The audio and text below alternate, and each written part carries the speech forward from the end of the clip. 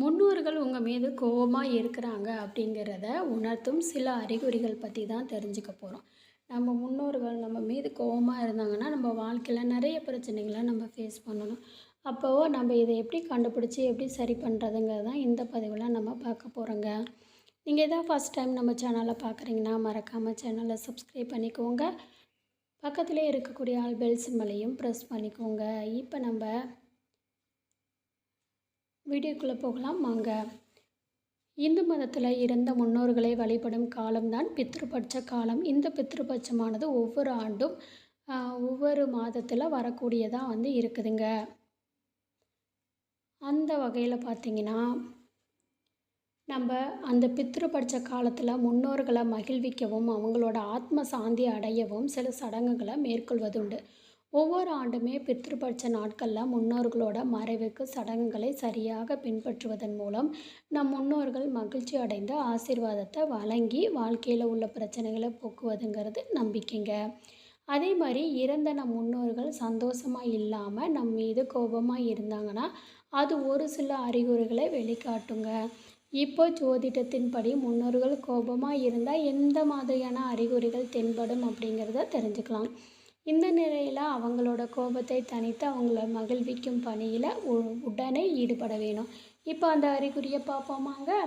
மொதல் அறிகுறி பார்த்திங்கன்னா பித்ருபட்ச காலத்தில் ஒருவரோட கனவில் இறந்த முன்னோர்களை சிலர் பார்க்கலாம்.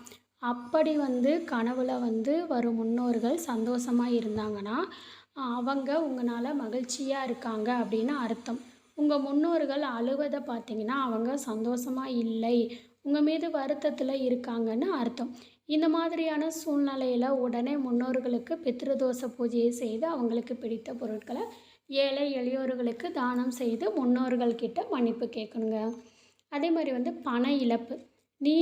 நீங்கள் நீண்ட நாட்களாக ஒரு நிலை முதலீடு செஞ்சுருக்கீங்க, அதில் நல்ல லாபத்தையும் பார்த்துருக்கீங்க. ஆனால் பித்ருபட்ச காலத்தில் திடீர்னு நீங்கள் தேவையில்லாமல் பண இழப்பை சந்திப்பீங்க.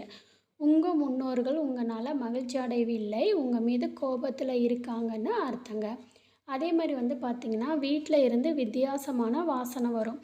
நம்ம குடியிருக்கும் வீட்டில் ஒவ்வொரு பகுதியிலும் ஒவ்வொரு விதமான வாசனை இருக்கும். ஆனால் நீங்கள் இருக்கும் வீட்டில் திடீர்னு பார்த்திங்கன்னா வித்தியாசமான இல்லைன்னா விசித்திரமான வாசனை வர தொடங்கினா உங்கள் முன்னோர்களை உங்களை சுற்றி இருப்பதோடு கோபத்தில் உள்ளாங்கன்னு அர்த்தம்.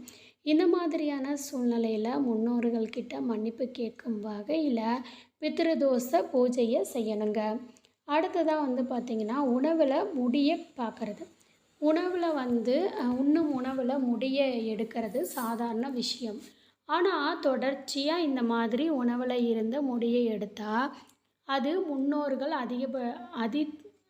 அதிருப்தியாக இருக்கிறத குறிக்குது. இது தவிர இது முன்னோர்கள் பசியோடு இருப்பதையும் குறிக்குது. இத்தகைய சூழ்நிலையை வீட்டில் உள்ள முன்னோர்களை உணவுகளை சமைச்சு படைச்சு வழிபடணுங்க.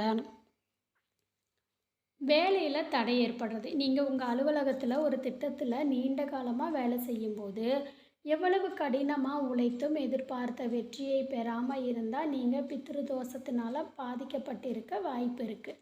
அது மட்டும் இல்லாமல் உங்கள் வேலையில் ஒன்றன் பின் ஒன்றாக ஏதேனும் தடைகள் சந்தித்தால் அதுவும் உங்கள் முன்னோர்களால் உங்களால் மகிழ்ச்சி அடையவில்லை அப்படிங்கிறத குறிக்கக்கூடியது. இந்த பித்ருதோஷத்தை போக்க வீட்டில் பித்ருதோஷ பூஜை செய்யணுங்க. இப்படி செய்கிறது மூலயமா நமக்கு முன்னோர்களுடைய கோபம் நீங்கி அவங்களுடைய ஆசீர்வாதம் கிடைக்கும். இந்த பதிவு உங்களுக்கு பயனுள்ளதாக இருந்துச்சுன்னா மறக்காமல் சேனலை சப்ஸ்கிரைப் பண்ணிக்கோங்க. பக்கத்தில் இருக்கக்கூடிய ஆல் பெல் சிம்பலையும் ப்ரெஸ் பண்ணிக்கோங்க. தேங்க்ஸ் ஃபார் வாட்சிங்.